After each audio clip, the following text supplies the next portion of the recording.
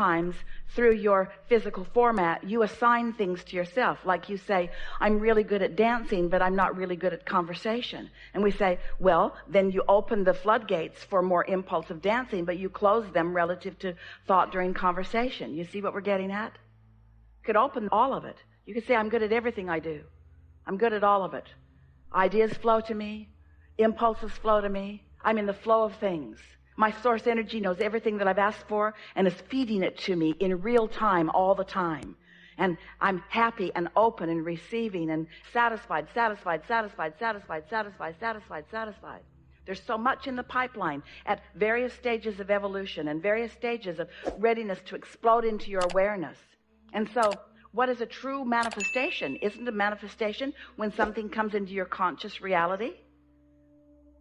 So when you are consciously aware of something, isn't that a now manifestation? Isn't that a wonderful thing? That's the way we look at it, because we're flowing to you all the time. And when you receive the idea and you've got the idea while we've got the idea, that's when that feeling of euphoria, or that's when that feeling of passion comes about, because we're on exactly the same wavelength. We're talking exactly the same language. What you know and what we know is happening in the same moment. And that's what you want. That's what you want. The subjects are irrelevant. That's what you want. And you can make your life as rich as the questions that you ask. Every moment could be alive and full for you, because every moment you could be completely intertwined with that broader non-physical part of you who is enjoying all of the aspects of whatever you are about. We say from time to time, in fact, we say it quite often, that you can't go back.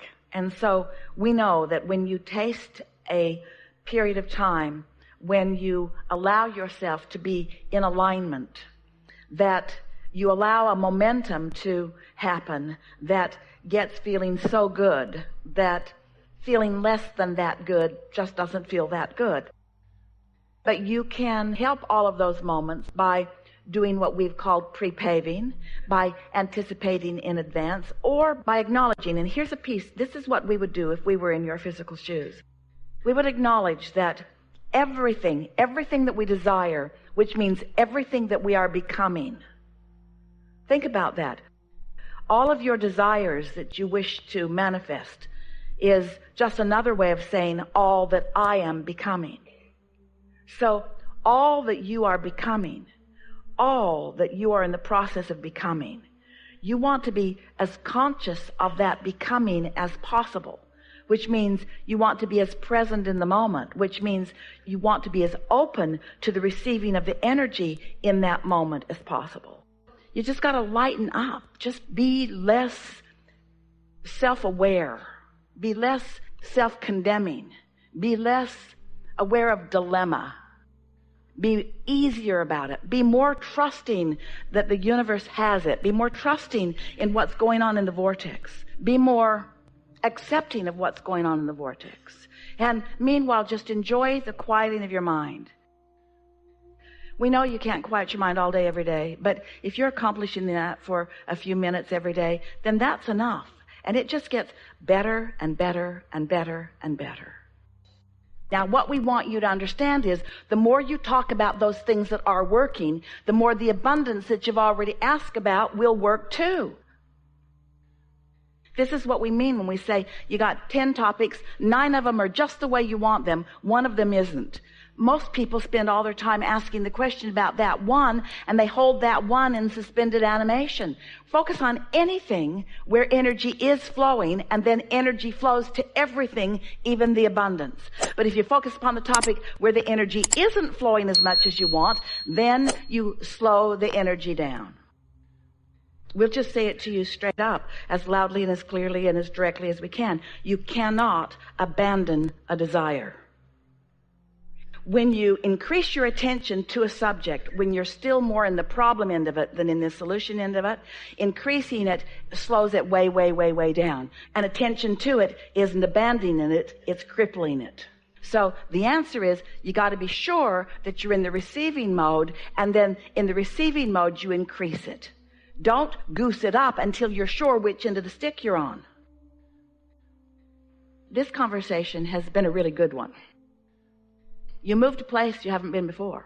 you now are more willing to put some separation between the asking for something and the watching out for it and the just letting it be. Separation, we're talking about give it a rest. Source is on it. You've done the work. It's in the vortex. Law of attraction is after it. It's queued up for you. And when you're ready, which you will be when you give it a rest, when you're ready, which you will be when you give it a rest, when you're ready, when you have really given it a rest, you will be when you're no longer talking about it. You'll be ready when you've given it a rest. You'll receive an idea, and the idea will be so intoxicatingly beautiful that nothing would be able to keep you from moving in the direction of that idea. And until that happens, give it a rest. This is such a good conversation. So the difference between the problem end of the stick and the solution end of the stick, or the something missing end of the stick and something being present end of the stick. You got to put separation, time separation between you being vibrationally active in the question and you seeking the vibrational answer. In other words, you got to put separation in that. So everybody sort of gets that if you're hammering away at the question, then the solution cannot come. So there are some aspects of your life where the solutions are abundant. And you said to us, I like thinking back on those situations where the solutions are already evident, where the solutions are already abundant, because I like to own that vibration. And we say, yes, do that on the subjects that don't activate any discord, because once you're already connected to source about something and you're already receiving, then anything that you add to that is just going to increase the momentum, and you're just going to have more and more and more and more fun on the subject. But if it's a subject where you haven't made that jump yet, and you attempt to increase the momentum of it, all it does is compound the question and make you more resistant to the answer. Can you hear that? Because the human part of you feels like if you just get in there and go after it in a sort of determined way. But this vibrational world is a different world than the action world. The action world is about sort of brute force, and the stronger you are and the bigger you are and the more there are of you, the more you can move stuff around. But in a vibrational world, it's not like that. In a vibrational world, it's subtle and fine-tuning. It's tuning. It's not going hard after things. It's tuning. What can be hard about this answer? Abraham, I have this thing that I've wanted for a while and it isn't coming. What should I do? Leave it alone. Well, I know I should leave it alone, but I've got this thing. I've wanted it for such a long time. What should I do? How can I make it come to me? Just leave it alone. Are you sure I should leave it alone? Because it feels like I should be hard after it. Well, you should leave it alone because your vortex has got hold of it and your inner being has got hold of it and it's working on your behalf. It's been moved to the universe's side of the placemat. It's been moved to the universe's side of the placemat. So now you can let go of it. And if you keep putting it on your side of the placemat, then you're going to keep doing a crappy job of it instead of letting the universe do a divine job of it. Just trying to get your attention. That's it. Trying too hard is a human tendency because you've been, bless your hearts, you've been working so hard with your action. You've been offering so much action to compensate for energy that you didn't quite get figured out, you see. And so just know that anything that feels like a struggle, leave it alone because you're getting nowhere with it. If you're struggling over it, you're making the struggle more. Leave it alone. If it feels like a struggle, it feels like a struggle for a reason. You're barking up the wrong tree. You're working on the wrong side of the placemat. You just got to let it go. You just got to let it go. You got to say things to yourself like, well, that's it for me on that for now. I'm not going to think about that because I'm not making any progress. I'm just going to let it go. I'm going to let the universe work on it. And I'm going to focus on the things that make me feel good and on the things that make me feel powerful. And I'm going to tune in as often as I can. And I do that often. And I'm just going to let the good times roll. And I'm just going to follow my bliss. And I'm just going to follow the feeling. And when I get an impulse about that, if I do, and I'm sure I will eventually, then I'll follow that impulse. And until then, I'm just going to follow the other impulses. So when an idea flows, seems like a good idea, yeah? Follow those ideas. When we were teasing with you in the beginning about how we wouldn't look back, you can if you want to, but we wouldn't look back. We don't look back. because there is so much that is delicious to focus upon between where you are and where you are going. And so that's what has our undivided attention. And so anything prior to now is irrelevant, because in this now, there are only two things that matter. What you're asking for, which is what you're summoning, and what you're doing in relationship to it. The more head-on you hit things, then the more you dig into where you are. The lighter you are about a subject, then the more you're called in the direction of what you want. And so the more time you spend, or the more intent you have for doing what we call prepaving, which is anticipating energy flowing in advance. Begin again. In any moment in time, what most humans are focused upon are the manifestations that have already happened. In other words, once you can see it and hear it and smell it and taste it and touch it, it's manifested.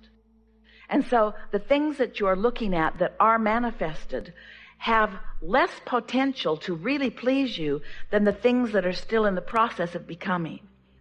So as you've been enjoying, you've been feeling all light and bright and exhilarated, it's because you are in an arena where things are becoming. We are together taking thought where it has not been before. And so this is that new place where new thoughts are coming into the foreground, where you can focus your consciousness on them and feel the satisfaction of what your inner being knows and what you know being met together.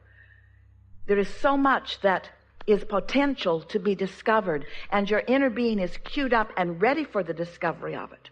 And when you are queued up and ready for the discovery of it, and the discovery happens, in that moment you feel that elation or that euphoria or that new motion forward.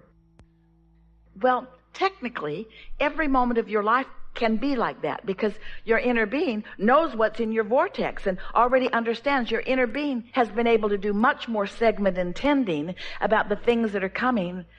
So the more you are, maybe just in general terms, positively anticipating the next moment and the next moment, then the less mundane and the more really satisfying your moments will be.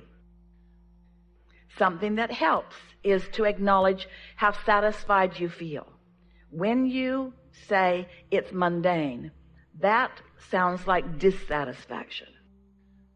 When you acknowledge that you are satisfied, that takes that vibration that is about mundane away, and it leaves you open for new discovery. There is so much newness in the thought. Humans just want the newness to be about the manifestations, but there is so much newness along the way that is so satisfying in nature. And then the manifestation, of course, is satisfying too, but it's not the only game in town. There are many along the way. Is that helpful? There's so much satisfaction along the way that just keeps your juices going and keeps you realizing that you are the creator of important things. So often you want an experience in order to promote feeling good, when what we want is for you to understand that those good feeling experiences are evidence that you already do feel good. You feel the difference? I need to do this so that I can feel good, or I do feel good, and then this happens, and this happens, and this happens, and this happens. It's really an important thing to get clear in your mind. It's a good thing when you're in joyful moments to acknowledge that you are, and focus upon them, and practice the vibration of them, practice the feeling of them. It's what we call milking it for more. It's like accomplishing a more substantial vibration of it. And there certainly isn't anything wrong with revisiting that to reinforce that substantial vibration of well-being. Anything that causes you to reinforce your awareness of wonderful things is always to your advantage. You've got it. You've got it. There is great love here for you.